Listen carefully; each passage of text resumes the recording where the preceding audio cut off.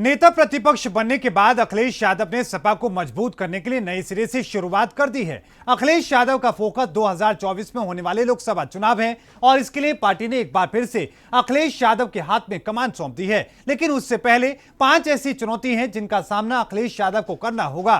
क्या है वो चुनौती, देखिए इस रिपोर्ट में।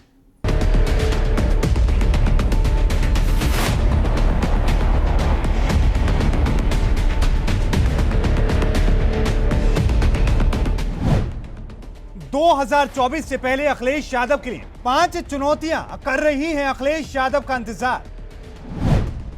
चुनौतियों का अखिलेश क्या करेंगे इलाज।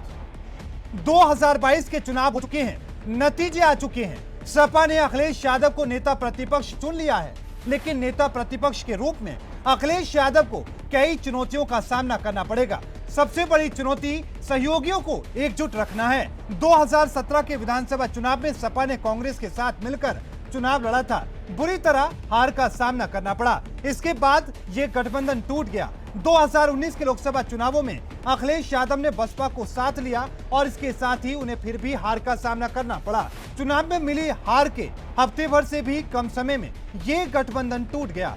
2022 में सपा प्रमुख ने आरएलडी, सहुलदेव, भारतीय समाज पार्टी समेत 10 छोटे दलों के साथ गठबंधन बनाया। नतीजा रहा कि बीजेपी के खिलाफ जीत तो नहीं पाई, लेकिन लड़ाई में बने रही।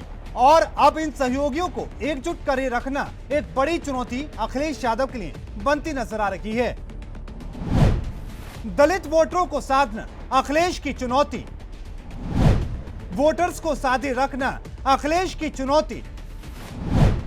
दलितों को कैसे जोड़ेंगे अखिलेश यादव।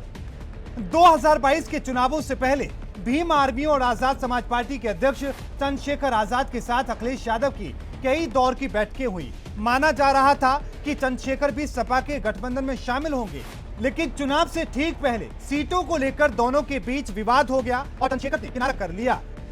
इसका असर सपा की सीटों पर पड़ा। दलितों का साथ नहीं मिला और सपा हार गई। अखिलेश के लिए दलित वोटर्स के बीच पैठ बनाना एक बड़ी चुनौती है। ऐसे में चंद्रशेखर जैसे उभरते दलित नेताओं को भी अखिलेश अपने साथ लाने की चुनौती होगी। परिवार की कलह अखिलेश के लिए बड़ी चुनौती। चाचा शिवपाल की नाराजगी कैसे होगी दूर। चाचा को कैसे खुश करेंगे अखिलेश यादव। विधानसभा चुनाव के परिणाम आते ही अखिलेश यादव के चाचा शिवपाल सिंह यादव और अखिलेश यादव के बीच दूरियां बढ़ चुकी हैं। अखिलेश ने शिवपाल को विधायक दल की बैठक में नहीं बुलाया। शिवपाल भी खुले मन से अपनी नाराजगी जाहिर कर चुके हैं। अगर दोनों के बीच की ये दूरियां समय रहते दूर नहीं हुई तो 2024 के लोकसभा चुनाव में इसका बड़ा नुकसान हो सकता है। 2019 के नतीजे इसके ताजा उदाहरण हैं। तब शिवपाल सिंह यादव ने 120 उम्मीदवार उतारे थे। उनकी पार्टी ने एक भी सीट पर जीत तो हासिल नहीं की, लेकिन फिरोजाबाद समेत 12 सीटों पर सपा उम्मीदवारों को हार का कारण जरूर बन गई। आपराधिक छवि को बदलना एक बड़ी चुनौती। आपराधिक छवि का क्या इलाज करेंगे अखिलेश यादव। कैसे होगी सपा की आपराधिक छवि से दूरी। बीजेपी लगातार सपा पर अपराधियों के बढ़ावा देने के साथ साथ उन्हें संरक्षण देने वाली पार्टी होने का आरोप लगाती रही। बीते चुनाव में भी सपा सरकार में होने वाली आपराधिक घटनाएं और उनके नेताओं के आपराधिक रिकॉर्ड के मुद्दे पर बीजेपी ने खूब जमकर राजनीति की। पिछली बार लड़े सपा के 62% उम्मीदवारों पर आपराधिक मुकदमे दर्ज थे। सपा के लिए इस छवि से बाहर निकलना एक बड़ी चुनौती होगी। मुस्लिम वोटर्स को साथ रखना बड़ी चुनौती। एमवाई फैक्टर को कैसे साधेंगे अखिलेश यादव। मुस्लिमों की नाराजगी कैसे होगी दूर। 2022 के चुनाव में मुस्लिम वोटर्स ने समाजवादी पार्टी का खूब साथ दिया।